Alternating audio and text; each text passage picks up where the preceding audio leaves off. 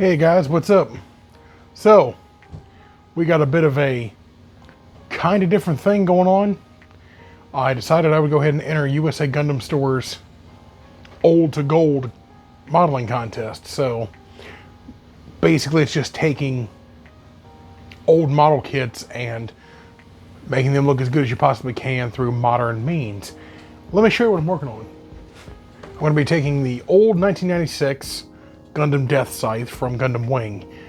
This is a 2000 reprint of a 1996 kit. Essentially it's a non-grade is what it is. But a lot of work you have to do on these old kits. There's no really good color separation or anything with these, so I mean I can just show you what I'm talking about. This is what I mean. A lot of tedious stuff you have to do here. But I figured we'd make a pretty quick announcement about it, but also do a bit of a video series explaining kind of the process of what I'm thinking and what I want the final outcome to be. So I'm thinking, of course, of doing the traditional thing of having the Deathscythe standing in a cool pose, all that fun jazz, you know. But really, it's going to be a good idea to show some painting methods with different materials, different things like enamels and things like that. And usually I don't use testers, but a hobby store had these on sale for like $1 a bottle, but also, you know, only color I could find that was this dark of a blue without having to source things online, because I've got basically 2.5 months to do this and I don't really feel like waiting on shipping. So I'm going to go ahead and I'm going to get everything prepped and I'll show you what we're thinking. So stay tuned. All right, so out of the box, here's pretty much what we're looking at. Inside the box of these old non-grades, you've got this type of deal. It's not too bad. Nice advertising and stuff. It's got a little DVD collection for Gundam Wing, which I wish I could find. That looks really cool. But inside, you've got pretty much instructions on how to use Gundam markers and things like that. It's really cool. More there. It's a nice concept. Of course, it was advertised like this because you really didn't have much of a choice. You had to paint these old models. This is when you still had 120 scale pilot figures, so you've got a color guide for your 120 scale pilot figure. You've got a bit of an assembly guide. But we're going to ignore that because that's not really what we're focusing on for this competition, nor for this video series. And here's the instruction manual that we're going to be working on. And of course, this manual's old. It's the old school manuals. Not a whole lot really going on. Kind of enough to get the point across. It shows a painted example of the final model. Same there, with some CGI put on there, so that it's kind of cheating. Then you've got a shot from the anime art on the back.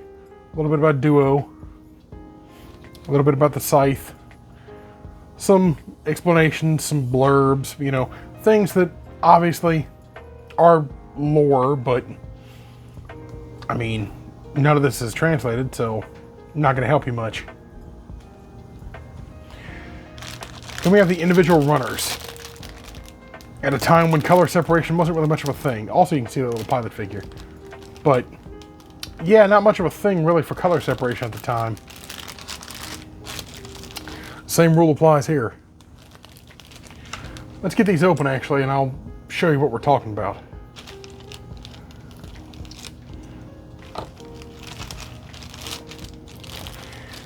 Funnily enough, I have this entire line of models. I bought them all on an eBay lot for like 40 bucks. And it was great. Dude was super nice about it too. But there's your poly caps you've got from this time period. The hands, of course, are molded onto the poly caps at this time period. So we're gonna have to modify those a little bit for this. Here's the ugly light blue color that this is molded in. When really this should be more of a black. A dark midnight blue. And of course you got your shield details and stuff that you gotta paint and all that. So again, we'll do all this as we go.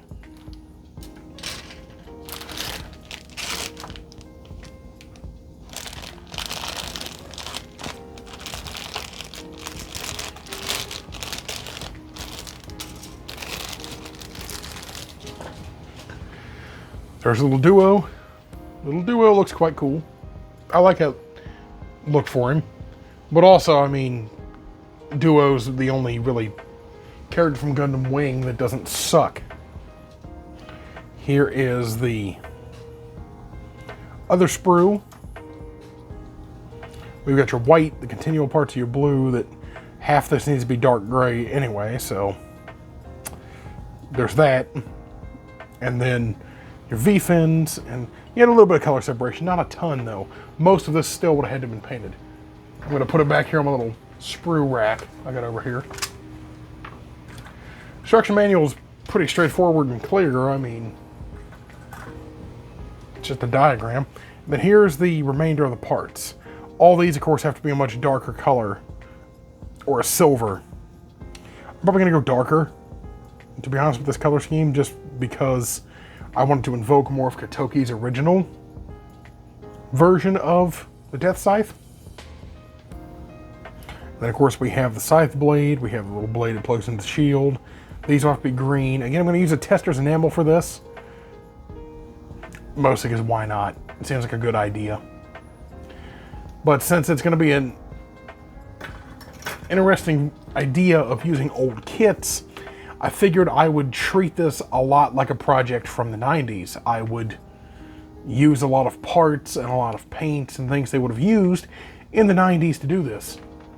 So, what I mean by this is I'm going to be using things like enamels, because it's just going to work. It's going to work well, and it's going to get the point across. It's going to be easy to work with. I would rather do that than, you know, have to deal with using all these parts. So, should be a pretty straightforward idea.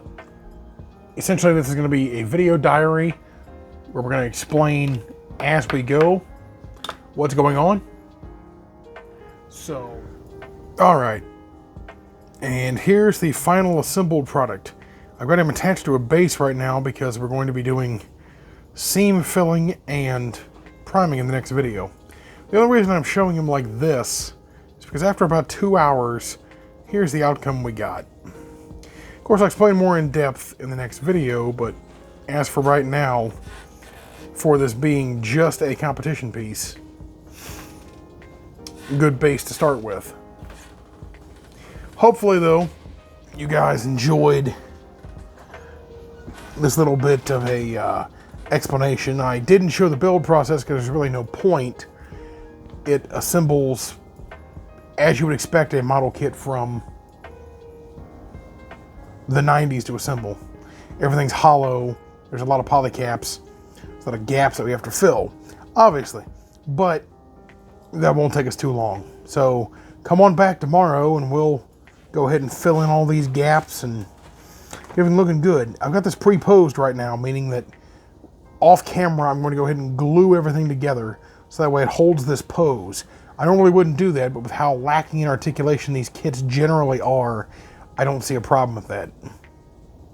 And because it's a competition piece. But I'll see you guys tomorrow.